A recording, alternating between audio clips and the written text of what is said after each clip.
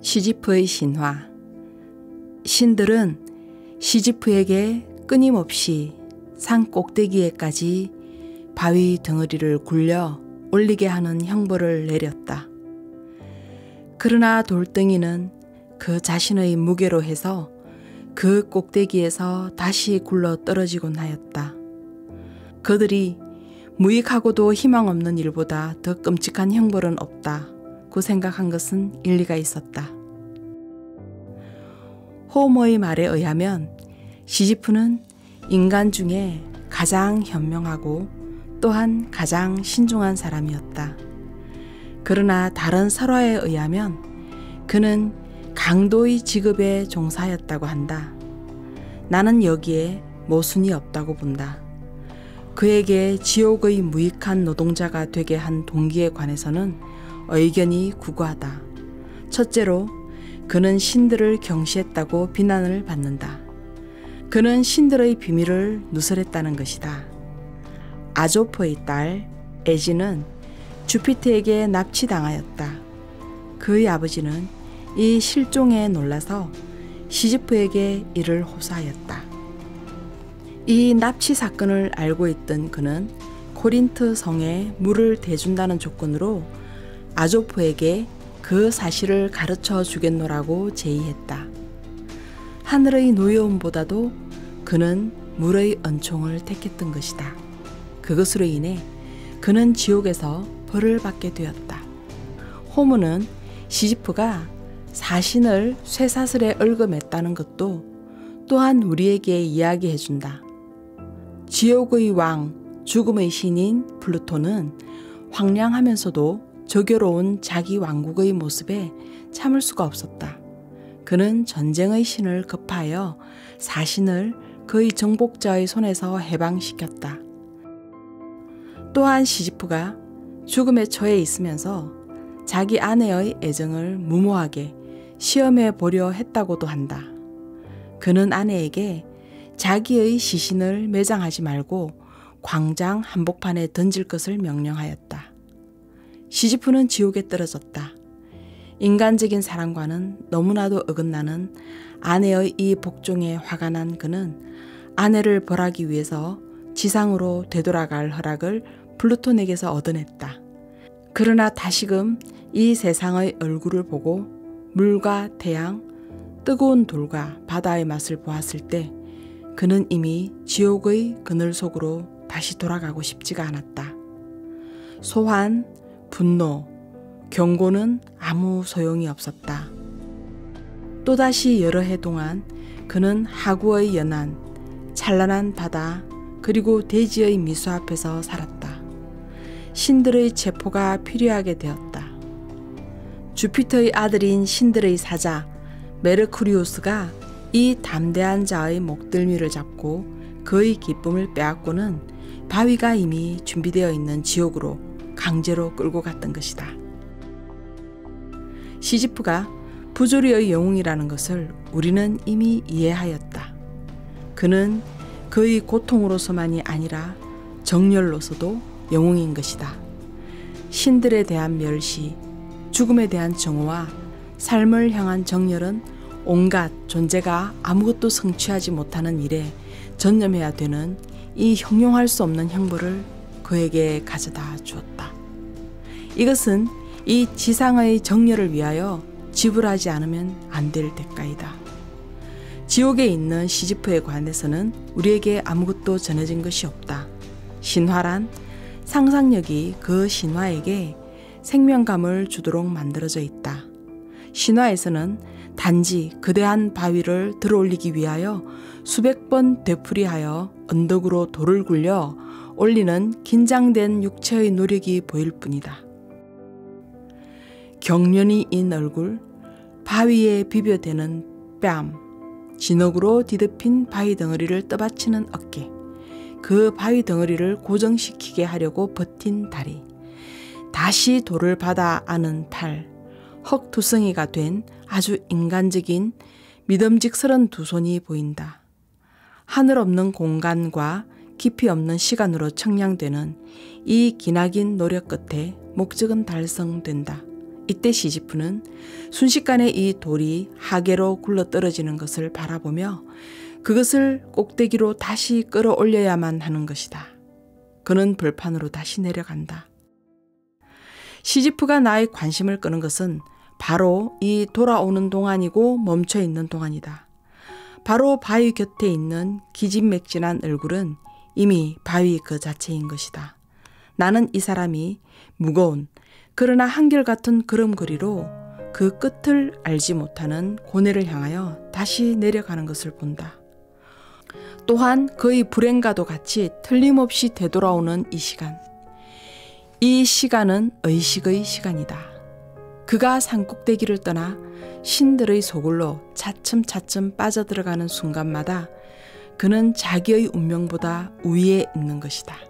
그는 자기의 바위보다 더 강하다. 만일 이 신화가 비극적이라면 그것은 그 영웅이 의식적이기 때문이다. 만약 성공한다는 희망이 걸음을 옮길 때마다 그를 지탱한다면 그의 고통은 도대체 어디에 있었겠는가?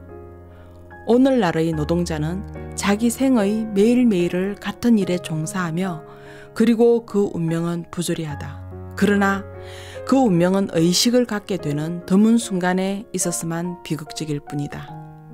신들의 프롤레타리아인 무력하고 반항적인 시지프는 그의 비참한 조건의 전모를 알고 있다.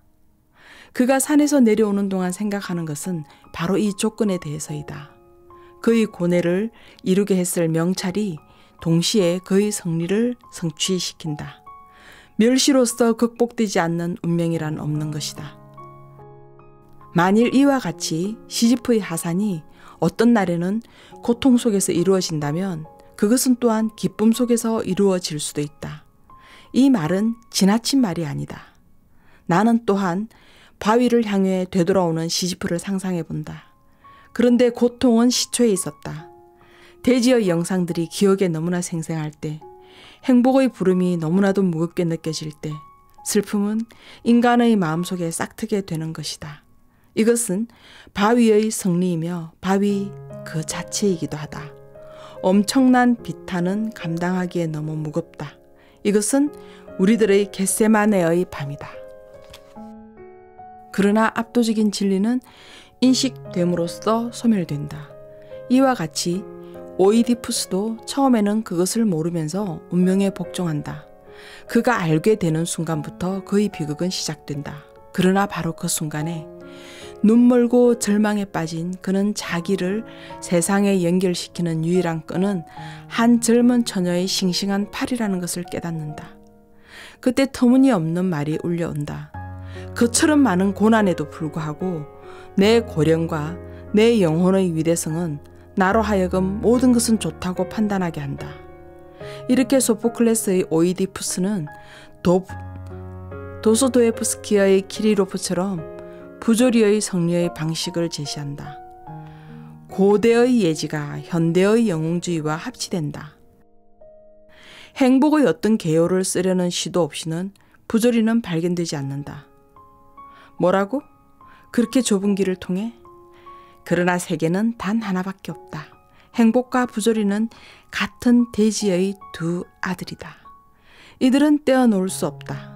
행복은 부조리의 발견에서 필연적으로 태어난다고 말하는 것은 잘못일 것이다. 부조리의 감정은 또한 행복에서 생겨나기도 한다. 모든 것은 좋다고 나는 판단한다고 오이디푸스는 말한다. 그리고 이 말은 신성하다. 이 말은 인간의 야성적이고도 한정된 세계 안에서 울려나온다. 이 말은 모든 것은 탕진되지도 않았고 탕진된 일도 없었다는 것을 가르치고 있다.